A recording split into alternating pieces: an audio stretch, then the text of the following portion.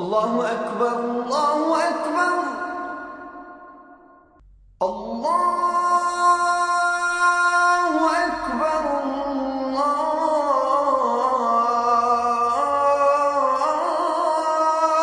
اکبر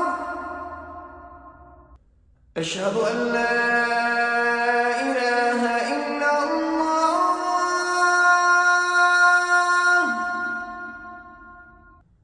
اشہد ان لا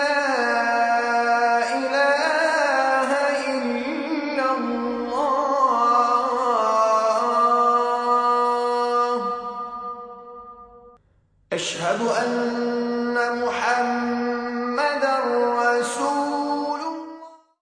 الحمد لله رب العالمين والصلاة والسلام على أشرف الأنبياء وسيد المرسلين نبينا وحبيبنا وقدوتنا وإمامنا محمد وعلى آله وصحبه أجمعين أما بعد فسبحانك اللهم لا علم لنا إلا ما علمتنا إنك أنت العليم الحكيم اللهم علمنا ما ينفعنا وانفعنا بما علمتنا وزدنا علما نافعا وعملا صالحا یا رب العالمین. قابل احترام معزز بھائیوں، عزیز ساتھیوں اور ہماری ماں اور بہنوں، باب الاذان کے درس نمبر 15 ہے. سابقہ درس میں نے وہ 3 حدیثیں ذکر کی تھی. ابو سعید الخدری رضی اللہ عنہ کی حدیث اذا سمعتم النداء فقولوا مثل ما يقول المؤذن، کہ جب تم اذان سنو تو تم بھی اسی طرح کہتے جاؤ جس طرح مؤذن کہہ رہا ہو. الی آخرہ. پھر ایسے ہی معاویہ رضی اللہ عنہ کی حدیث اور پھر عمر رضی اللہ عنہ کی بھی حدیث ذکر کیا گیا. عمر رضی اللہ عنہ کی حدیث میں ہے کہ جب حی علی الصلاح حی علی الفلاح کہے تو اس وقت لا حول ولا قوة الا باللہ کہو. اس حدیث میں جو اہم فائدے ہیں وہ بیان کرنا میں نے شروع کیا تھا. پہلا فائدہ ذکر کیا گیا کہ جو مسلمان سن رہے اذان اور یہ اذان دہرانا ان کے حق میں مستحب ہے. صحیح قول یہی ہے اور کچھ اہل علم نے کہا یہ دہرانا واجب ہے. اب دوسرا مسئلہ بیان کر رہا ہوں. اس حدیث سے پہلی حدیث سے ابو سعید خدری رضی اللہ عنہ کی حدیث بس اگر ہم لیں تو کیا بات واضح ہوتی ہے کہ مؤذن کے پیچھے شروع اذان سے لے کر اخیر تک ویسے ہی کہنا چاہیے جس طرح مؤذن کہہ رہا ہے. اس حدیث سے ہے کہ نہیں تمام جملے میں. لیکن عمر رضی اللہ عنہ کی جو حدیث ہے اور ایسے ہی معاویہ رضی اللہ عنہ کی جو حدیث ہے، ایک روایت جو میں نے ذکر کیا باب الاذان کی، اس سے کیا واضح ہوا کہ مؤذن کے تمام کلمات کو ویسے ہی دہرائے گا سوائے حی علتان میں، یعنی حی علی الصلاح حی علی الصلاح حی علی الفلاح حی علی الفلاح، تو ادھر کہے گا لا حول ولا قوة الا باللہ. ممکن ہے کچھ لوگ اعتراض کریں لیکن یار یہ تو حدیث میں آپ مثل ما یقول المؤذن، تو آپ کیوں حی علی الصلاح حی علی الفلاح میں کہہ رہے ہیں لا حول ولا قوة الا باللہ کہے گا؟ تو اس کے جواب میں کہ یہ حدیث عام ہے. پہلی حدیث ابو سعید خدری رضی اللہ عنہ والی حدیث عام ہے اور دوسری جو حدیثیں آئی ہیں وہ خاص ہے. تو حدیث عام کے ساتھ خاص کو رکھتے ہوئے مسئلہ مستنبط کیا جائے گا، یا کہیے خاص کو عام پر ترجیح دی جائے گی، خاص کو عام پر ترجیح دی جائے گی، یا اس کو حمل کیا جائے گا، اس کو اس پر اس کے ساتھ یا اس کو اس کے ساتھ رکھا جائے گا پھر سمجھا جائے گا.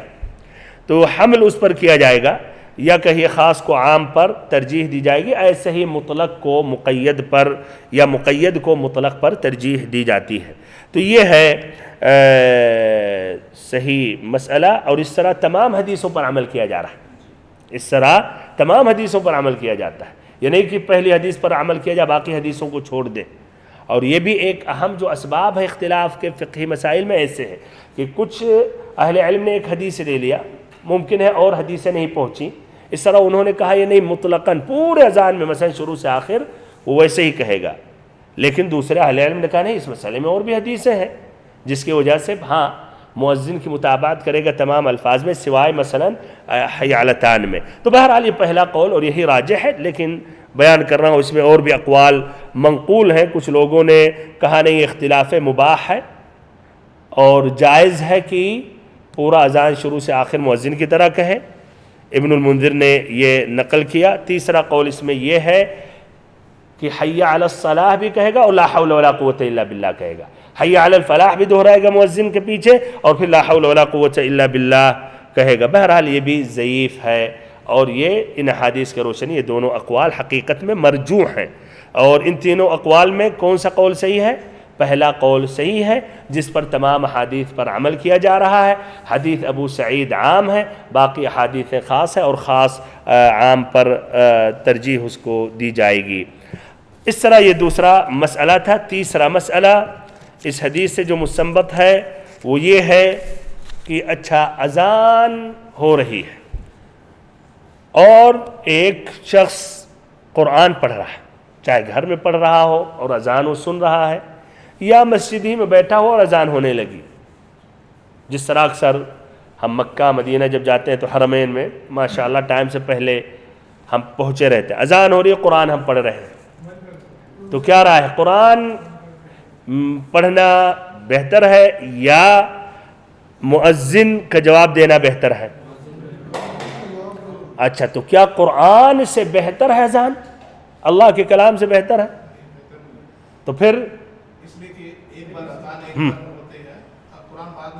بہت صحیح، ماشاءاللہ، جزاک اللہ خیرا۔ تو ایک آدمی قرآن کی تلاوت کر رہا، اذان اگر وہ سنے تو اسے چاہیے کہ مؤذن کا جواب دے اور ابھی رک جائے۔ کیوں؟ اس لیے کہ مؤذن جو اذان دے رہا ہے یہ عبادت مؤقت ہے، ایک وقت محدد ہے اور ختم ہو جائے گی عبادت، اور وہ جب وقت ختم ہو جائے گا تو آپ بعد میں اس کو دہرا نہیں سکتے۔ اور قرآن مجید کی جو تلاوت کر رہے ہیں یا ایسے ہی ذکر کر رہے ہیں یا دعا مانگ رہے ہیں، یا ایسے ہی ذکر کر رہے ہیں دعا مانگ رہے ہیں، یہ تمام چیزیں ویسے ہی ہے، تو یہ اس کا وقت موسع ہے، یعنی اس کا لمبا وقت ہے۔ بعد میں بھی آپ لمبی دعا کر سکتے ہیں، لمبا ذکر کر سکتے ہیں۔ دن اور رات میں 5 ہی مرتبہ اذان ہے، پوری مدت 3 منٹ پکڑ لیں گے، 15 منٹ ہوا، باقی وقت آپ قرآن کی تلاوت کرتے رہیں، ذکر کرتے رہیں، دعا کرتے رہیں۔ اچھا، اگر آدمی طواف کر رہا ہے تو ظاہر بات ہے طواف صرف بیت اللہ الحرام کا، کعبہ کا، مسجد حرامی میں ہو سکتا ہے، کوئی اور دوسری جگہ اس کا تصور کا امکان نہیں ہے، اور جو کرتے ہیں تو لا شک وہ بدعت یا شرک کرتے ہیں۔ تو اگر طواف کر رہا ہے تو جواب دے، اپنا طواف پورا کرے۔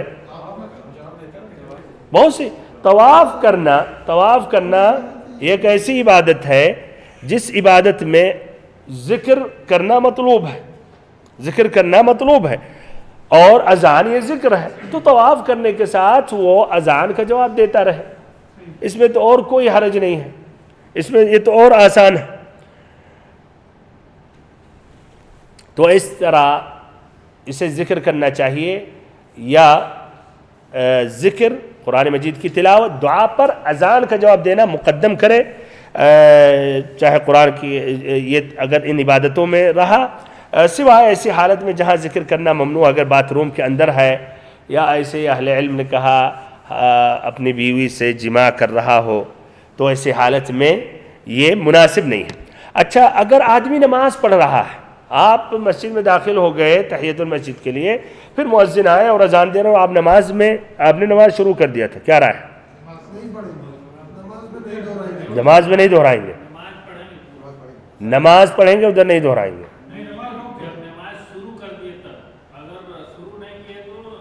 یار اگر مگر نہیں لائے، میں نے جب پہلے ایک منٹ بھائی، سوال جب محدد ہو جائے بھائی تو اس کو توسیع نہیں کرے، اس سے ایک خلل پیدا ہو جاتا ہے۔ میں نے کہہ دیا کہ تکبیرہ میں تھا، پھر اذان ہوئی، تو اس کو پھر وہ دوسرے والے کو ختم کر دیں، وہ بعد میں جب بات آئے تب بتائے۔ نہ نماز کو روکنا چاہیے، نہ نماز کے دوران مؤذن کے اذان کو دہرانا چاہیے۔ صحیح۔ تو اگر آدمی نماز پڑھ رہا ہے، نماز کی حالت میں ہے، اور پھر اس نے اذان سنا، تو ایسی حالت میں مؤذن کا جواب نہیں دے گا۔ یہ کیا مسئلہ اجماع ہے یا اس میں اختلاف؟ اچھا، یہ مسئلہ اکثر اہل علم کا یہ ہے، اور ان کی دلیل ان فی الصلاۃ لشغلا، کہ نماز کے اندر مشغولیت ہے، یعنی آدمی ذکر میں نماز کا جو طریقہ کیفیت اس میں مشغول رہتا ہے، تو جب مشغول ہے ایک مخصوص طریقے یا مخصوص عبادت میں، تو پھر ایک دوسری عبادت اس میں داخل نہیں کر سکتا ہے۔ پھر ایسے ہی کہتے ہیں اذان جو ہے ایک لمبا ذکر ہے کہ نہیں؟ اگر وہ یہ ذکر میں مشغول ہو جائے مصلی، نماز پڑھنے والا، تو اس کا نتیجہ کیا ہوگا کہ نماز سے مکمل طور پر مشغول ہو جائے گا، گویا تکبیرہ تحریمہ کر کے نماز میں ہے، اب نماز اس کو ترک کرنا ہوگا اور وہ مؤذن کا جواب ہی دیتا رہے گا، ہاں تو یہ لمبا فاصلہ ہو جائے گا، نماز سے ہٹ جائے گا۔ ایسے ہی مصلی جو نمازی ہے اس کے لیے کسی اور کے لیے خاموش رہنا درست نہیں ہے سوائے امام کی قرات، صرف امام کی قرات اسے سننا چاہیے، باقی وہ پورا ذکر اسے خود کرنا چاہیے کہ نہیں۔ اور ایسے سورۃ الفاتحہ تو بدرجہ اولا کی اذان دہرائے اور اس کے لیے وہ اس وقت رک جائے، ٹھہر جائے۔ بہرحال اس میں کچھ اہل علم نے کہا، جس سے امام مالک نے یہ اختصاراً بیان کر دے رہا ہوں اس لیے یہ علمی مجلس ہے، وہ کہتے ہیں نافلہ میں جواب دے دے، فریضہ میں نہیں، اور کچھ مالکیہ نے کہا نہیں نماز میں بھی جواب دے۔ بہرحال یہ قول مرجوح ہے، صحیح یہ ہے کہ نماز کی حالت میں مؤذن کے پیچھے اذان کے کلمات کو نہ دہرائے۔ اب ادھر ایک اور سوال ہے، مؤذن جو اذان دے رہا کیا وہ بھی دہرائے گا؟ یعنی ایک مرتبہ گویا وہ اذان دے رہا اور دوسری مرتبہ وہ سن بھی رہا تو جواب دے گا عام لوگوں کی طرح تاکہ وہ بھی اس فضیلت میں داخل ہو جائے؟ کیا رائے؟ نہیں، اجماعی مسئلہ ہے، مسئلہ اجماعیہ نہیں، مسئلہ اجماعیہ نہیں ہے، صحیح ماشاءاللہ۔ اس مسئلے میں بھی دو قول ہے، ایک قول ہے کہ نہیں جواب دے گا، خود اپنی اذان کا جواب دے گا۔ اچھا ان کی کیا دلیل ہو سکتی ہے؟ سبحان اللہ، دیکھیں بس یہ بھی اذا سمعتم النداء، اگر اذان سنو، وہ بھی اذان سن رہا کہ نہیں سن رہا؟ اپنی اذان سن رہا ہے۔ اچھا تو اپنی جب اذان سن رہا ہے تو وہ بھی داخل ہے اس حدیث میں اذا سمعتم النداء، تو اس سے بھی حکم ہے کہ جواب دے۔ پھر ایسے ہی کہتے ہیں قیاس کر رہے ہیں، قیاس کس پر بھائیو؟ نماز کی ایک حالت میں، ہاں جب امام سورۃ الفاتحہ پڑھتا ہے تو سورۃ الفاتحہ کے بعد کیا کہتا ہے؟ آمین، اور مؤذن اور مقتدین بھی کہتے ہیں آمین۔ تو کہتے ہیں کہ امام نے جب تلاوت کر لی تو اسے آمین کہنے کی کیا ضرورت ہے؟ آمین کے معنی اللہم استجب، اے اللہ جواب دے، تو اس نے تو دعا مانگی، تو اس پر انہوں نے قیاس کیا۔ اچھا بہرحال دوسرا قول کیا ہے کہ مؤذن نہیں، اذان جب دے رہا تو وہ اپنے اذان کا جواب نہیں دے گا، اور انہوں نے کہا اس لیے اذا سمعتم النداء، یہ فرق ہے، ادھر مؤذن اس میں نہیں داخل ہے، فرق ہے مؤذن جو اذان دے رہا اور دوسرا جو اذان نہیں دے رہا وہ سن رہا، تو دونوں میں فرق ہے اور اس میں مؤذن داخل نہیں ہے۔ پھر ایسے نمبر دو کہ مؤذن نے اذان کے پورے الفاظ کو وہ تو خود اس نے بلند آواز میں ذکر کیا، بیان کیا، تو پھر کیا معنی مطلب ہے کہ اپنے اذان اس الفاظ کا جواب دے؟ ابن رجب رحمہ اللہ کہتے ہیں ھذا ھو الارجح، یہی مسئلہ زیادہ راجح ہے۔ اچھا اب پہلا جو قول ہے اس کا جواب کس طرح دیا جائے گا؟ انہوں نے جو کہا اذا سمعتم النداء، اس کا جواب تو انہوں نے دیا کہ اس میں مؤذن نہیں داخل ہے، جو سن رہے ہیں وہ مخاطب ہے۔ اچھا جو قیاس کیا، وہ جو قیاس کرتے ہیں کہ جس طرح کی سورۃ الفاتحہ پڑھنے کے بعد بھی تو امام کہتا ہے آمین، تو اس کا جواب کیا دیتے ہیں کہ ادھر تو نص ہے، حدیث میں آتا ہے فَإِنَّ مَنْ وَافَقَ تَأْمِينَهُ تأمین الملائکہ غفر له ما تقدم من ذنبہ، ادھر اس میں ایک حدیث آتی ہے آمین کہنے کی، اور خود ایسے ہی آتا کہ آپ صلی اللہ علیہ وسلم پھر آمین کہتے تھے، تو ادھر ایک حدیث آ گئی، اس لیے وہ امام آمین کہتا ہے۔ پھر نمبر دو کہتے ہیں عبادات میں قیاس نہیں کر سکتے، ایک مسئلے پر دوسری عبادت کو قیاس نہیں کر سکتے، یہ بھی ایک مسئلہ قاعدہ ہے۔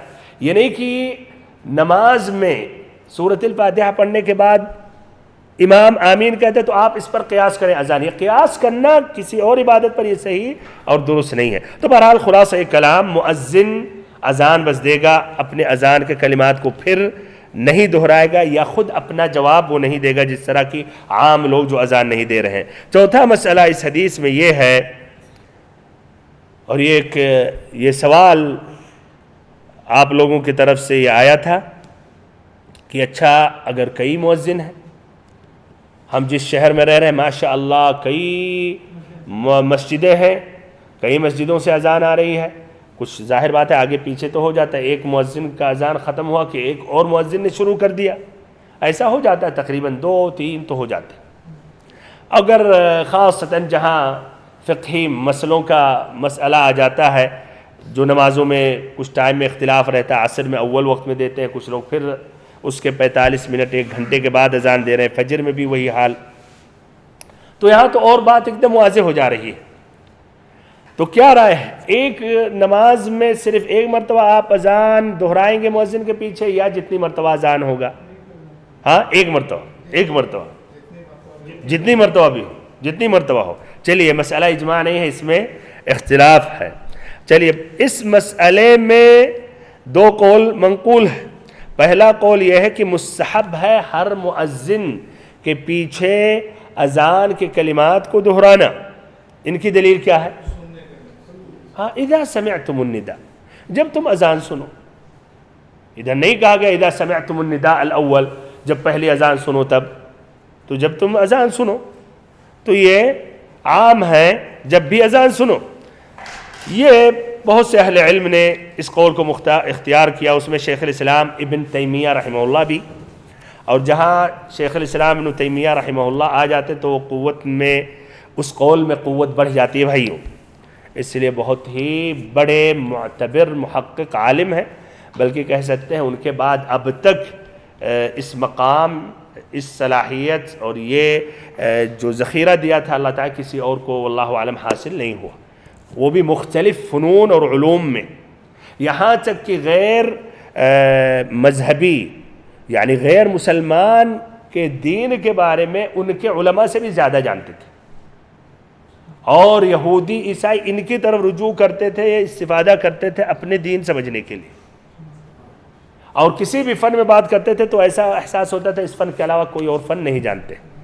اللہ اکبر۔ تو بہرحال لیکن تب بھی بھائیوں ہم کسی کو معصوم عن الخطا نہیں سمجھتے ہیں، دلیلوں کے ساتھ جس کو اقرب سمجھتے ہیں قرآن و حدیث کو ہم لے لیتے ہیں، اس لیے ہمارے اخیر میں اور اول میں ایک ہی امام، ایک ہی رہبر، ایک ہی قائد، ایک ہی وہ ہے جن کی اتباع اور اطاعت واجب وہ محمد صلی اللہ علیہ وسلم ہے۔ تو بہرحال یہ شیخ الاسلام تیمیہ رحمہ اللہ نے بھی کہا، الاختیارات میں انہوں نے ذکر کیا وَيُجِيبُ مُؤَذِّنًا ثَانِيًا وَأَكْثَرْ حَيْثُ يُسْتَحَبُّ ذَلِكَ كَمَا كَانَ الْمُؤَذِّنَانِ يُؤَذِّنَانِ عَلَى عَهْدِ النبی صلی اللہ علیہ وسلم، کہہ رہے مستحب ہے جس طرح کہ نبی صلی اللہ علیہ وسلم کے زمانے میں 2 مؤذن اذان دیتے تھے،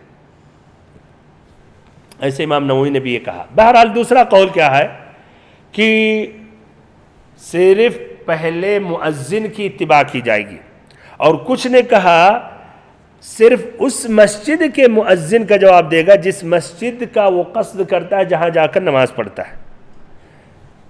ان کی دلیل کیا کہہ رہے ہیں؟ اس لیے کہ اس کے علاوہ اور جو اذان دے رہے ہیں وہ حقیقت میں اس کی اذان سن کر ادھر تو نہیں جا رہا ہے، بلکہ جس مسجد میں نماز پڑھ رہا وہاں کی مؤذن کی اذان کے بعد وہ اس مسجد میں حاضر ہو رہا، تو گویا وہ مؤذن نے اسے بلایا اپنی مسجد کے لیے، تو صرف اس مسجد کی اذان کی الفاظ کو دہرائے گا۔ یہ ان کا قول ہے۔ کیا رائے دونوں قول میں سے کون سا قول اقویٰ ہے؟ ایک کا۔ چلیے یعنی آپ اپنے قول پر مصر ہیں، پہلے کہہ دیا ایک مرتبہ تو اس سے نہیں ہٹیں گے۔ اچھا پہلا قول زیادہ راجح ہے۔ چلیے بہرحال ایسے مسائل میں آپ جیسے طلب علم جو علم کا اہتمام کرتے، وہ نہیں جو روڈ میں جو علم کے قریب بھی نہیں آتا ہے، انہیں چاہیے کہ دیکھیں زیادہ قریب حدیث کے روشنی میں کیا ہے، اور آدمی جب اس میدان میں رہتا ہے علم کا اقوال پڑھتا ہے، سنتا ہے، ایسی مجالس میں حاضر ہوتا ہے تو اللہ تعالیٰ اسے توفیق دے دیتا ہے، اتنی صلاحیت ہو جاتی ہے۔ طبعاً مجتہد نہیں ہو جاتا ہے، ابھی بھی بڑے بڑے جو علماء مجتہدین نہیں ہیں، ہاں کسی مسئلے میں مجتہد ہو سکتے، مخصوص مسئلے میں، ایسی حالت میں آپ کو یہ صلاحیت، کوئی اس کا معنی نہیں مجتہد ہو رہے ہیں، لیکن اتنی صلاحیت ہوگی کہ دونوں میں اقرب الی الصواب کیا ہے اس کو لے لینا چاہیے۔ تو آپ کا دل کس کی طرف زیادہ مائل ہے؟ حدیث کے روشنی میں اس کو لے لینا چاہیے۔ تو بہرحال دونوں قول میں واللہ عالم پہلا قول اقویٰ ہے، واللہ عالم، اس لیے یہ حدیث عام ہے، اذا سمعتم النداء، جب بھی تم اذان سنو، اور پھر نمبر 2 اس لیے کہ جواب دینا بھائی اللہ کا ذکر ہے، ذکر ہی کر رہے ہیں، اور یہ ذکر میں سب خیر ہی خیر ہے، تو کیا مشکل ہے کہ اس ذکر کو دوبارہ دہرا دیں، آپ تیسری مرتبہ دہرا دیں، اور پھر اس کے اتنے فضائل ہیں تاکہ آپ کو اس کے فضائل حاصل ہو جائے۔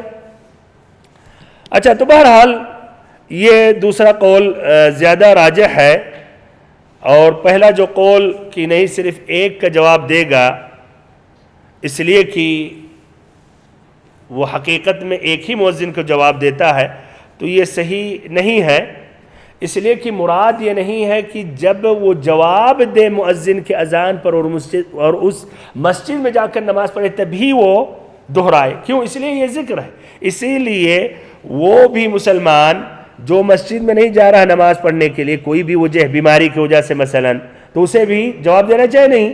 جواب دینا چاہیے۔ ایسے عورتوں کو جواب دینا چاہیے نہیں؟ جواب دینا چاہیے۔ بچوں کو جواب دینا چاہیے۔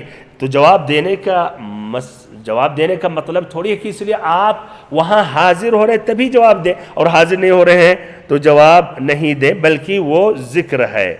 اور اس کی مثال اس طرح کر سکتے ہیں اس کو سمجھانے کے لیے، جس طرح کی نبی اکرم صلی اللہ علیہ وسلم پر اگر آپ کا تذکرہ بار بار ہو تو کیا ایک مرتبہ درود و سلام ہمیں پیچھے پڑھ دینا چاہیے؟ جتنی مرتبہ تذکرہ ہو ہمیں درود و سلام پڑھنا چاہیے، جتنی مرتبہ آپ صلی اللہ علیہ وسلم کا نام آئے ہمیں پڑھتے رہنا چاہیے، نہیں کہ ایک مرتبہ پڑھ لیا تو آخر مجلس تک کافی ہے۔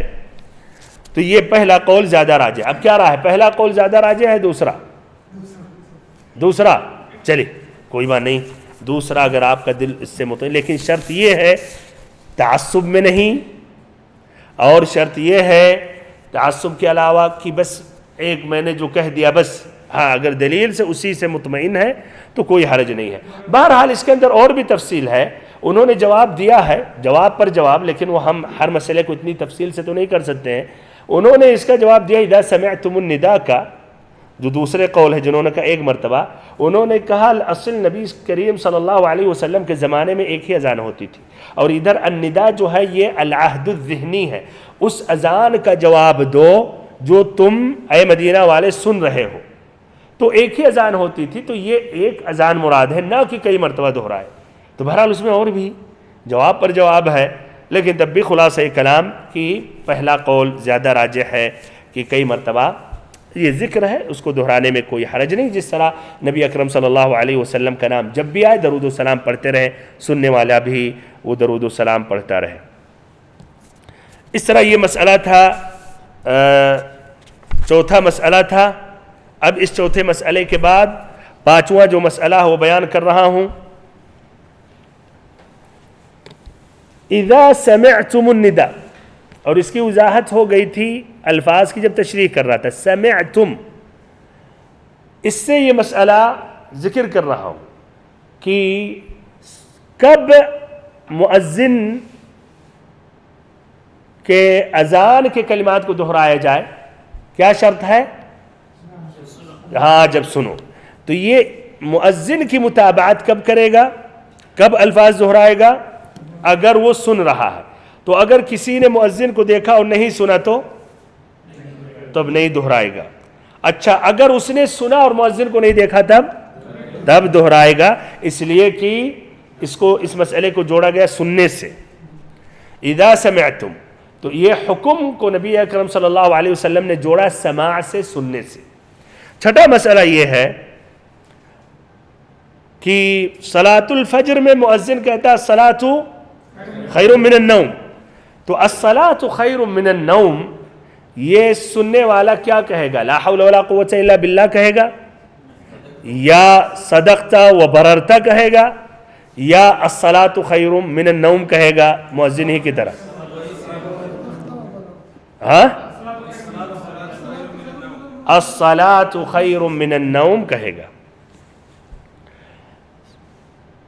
تو فجر کی اذان میں جو مؤذن جو دو جملہ بڑھاتا ہے اور اذانوں سے الصلاۃ خیر من النوم، جس کو کیا کہتے ہیں؟ التثویب۔ تو سننے والے کو چاہیے وہی الفاظ کو دہرائے، الصلاۃ خیر من النوم، الصلاۃ خیر من النوم۔ اس کی دلیل کیا ہے؟ ہاں اس کی دلیل کیا ہے نا حدیث میں؟ ہاں پہلی حدیث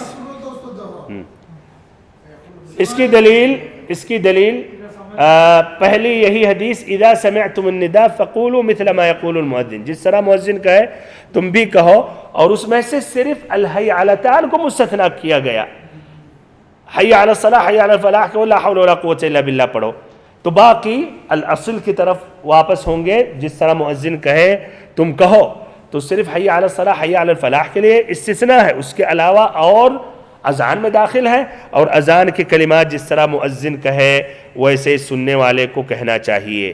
یہ پہلا قول ہے۔ بہرحال اس میں کچھ علماء حنابلہ اور شافعیہ نے کہا کہ اس وقت کہے گا صدقت و بررت، یہ بھائی اس پر کوئی دلیل نہیں ہے، یہ کچھ لوگ یہ کہتے ہیں اسے، یہ بہرحال یہ حنابلہ اور شافعیہ کے کچھ علماء نے کہا، لیکن یہ ثابت نہیں ہے، اس پر دلیل ہی نہیں ہے۔ اسی لیے ابن حجر رحمہ اللہ نے کہا یہ جو کہنے والا کہتا ہے صدقت و برر، اس کا کوئی اصل ہے ہی نہیں، کوئی اس کا مستند ہے ہی نہیں، یعنی کہ ضعیف ہے، مستند ہی نہیں ہے۔ ایسے الصنعانی نے کہا هذا استحسان من قائله والا فليس فيه سنة تعتمد، کہ یہ جس نے یہ کہا کہ الصلاۃ خیر من النوم کی جواب میں صدقت و بررت کہنا چاہیے، یہ استحسان عقلی ہے، یعنی اپنے حساب سے لگایا، بہتر سمجھ رہا آدمی کی یہ سوچ، اس کے اجتہاد، جس نے کہا، ورنہ اس پر کوئی بھی سنت نہیں ہے جس پر اعتماد کیا جائے، کوئی حدیث نہیں ہے جس پر اعتماد کیا جائے۔ بہرحال کچھ نے کہا کہ حی علی الصلاح حی علی الفلاح کی طرح لا حول ولا قوت الا باللہ کہنا چاہیے، لیکن یہ بھی کہ نہیں، یہاں نہیں آتا ہے، یہ لا حول ولا قوت الا باللہ صرف الحی علتان کے لیے ہے۔ تو اس طرح الصلاۃ خیر من النوم جب مؤذن کہے تو سننے والے کو بھی الصلاۃ خیر من النوم کہنا چاہیے۔